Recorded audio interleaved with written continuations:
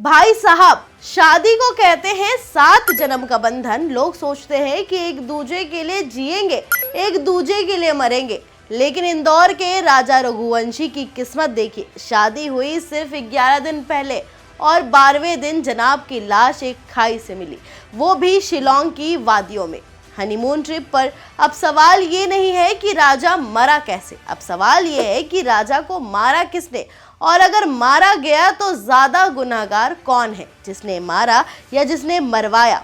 तो कहानी शुरू से शुरू करते हैं और आपको बताते हैं कि किसे ज्यादा सजा मिलेगी, मारने वाले को या मरवाने वाले को।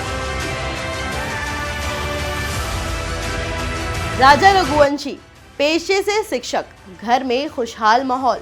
शादी की घंटियां बजी 11 मई को सोनम नाम की लड़की से, फिर 20 मई को गए दोनों हनीमून पर और 22 मई को पहुंच गए मेघालय के सोहरा ट्रैक पर। फिर क्या हुआ, राजा गायब, फोन बंद और 3 दिन बाद मिली लाश, वो भी खाई में। पुलिस आई, फॉरेंसिक टीम आई, लोग चौंके और शक की सुई घूम कर गई बीवी सोनम पर। सोनम ने कहा, हम दोनों ट्रैकिंग कर रहे थे, अचानक राजा फिसल गया और खाई में गिर गया। मैं भी गिरने वाली थी लेकिन बच गई।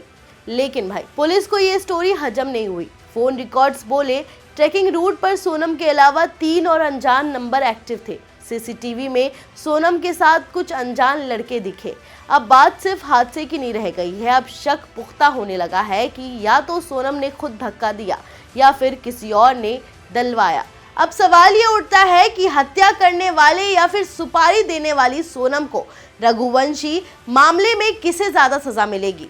तो अब कानून की किताब जरा खोलते हैं। अगर किसी ने मौके पर आकर हत्या की, मतलब बीएनएस 103 लगेगी, सीधी सजा उम्र कैद से लेकर फांसी तक हो सकती है। लेकिन अगर हत्या किसी के कहने पर की गई, मतलब प्लानिंग, पैसा, साजिश और किराए के हत्यारे, तो लगेगी बीएनएस 61(2) यानी कि षड्यंत्र, वहीं बीएनएस 103 यानी कि मर्डर। अब यहाँ असली सवाल उठता है कि क्या सोनम ने खुद मारा या किसी से मरवाया।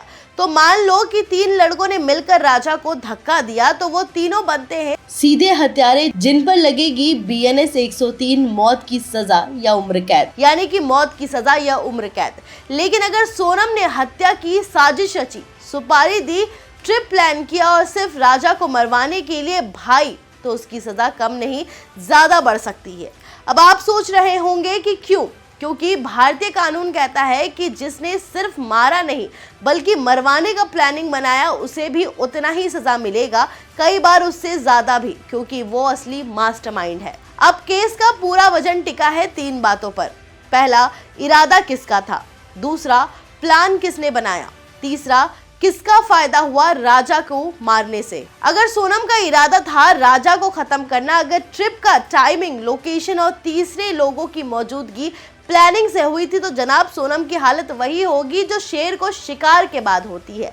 शिकारी दिखे या ना दिखे, खून उसके मुंह पर लगा होता है। राजा रघुवंशी अब नहीं रहे, पर जो सवाल उन्होंने पीछे छोड़ा है वो पूरे देश को झकझोर रहे हैं। क्या प्यार की जगह लालच था? क्या शादी सिर्फ एक बहाना थी साजिश रचने के लिए? और क्या सोनम एक बेकसूर पत्नी थी या खूंखार मास्टरमाइंड? फिलहाल अदालत करेगी सारी फैसला, लेकिन सजा किसे मिलेगी ज्यादा, जिसने मारा या जिसने मरवाया? ये सवाल अभी भी लोगों के दिलों में जिंदा है। तो जब अगली बार शादी, ट्रिप या रोमांस की खबरें पढ़ो, तो ये भी याद रखो कि हर कहानी में परी नहीं होती, कभी कभी परी ही काल बन जाती है। तो कैसी लगी आपको ये जानकारी, हमें कमेंट करके जरूर बताएं और ऐसी ही जानकारी वाली वीडियोस के लिए देखते रहें ONOG न्यूज़। धन्यवाद।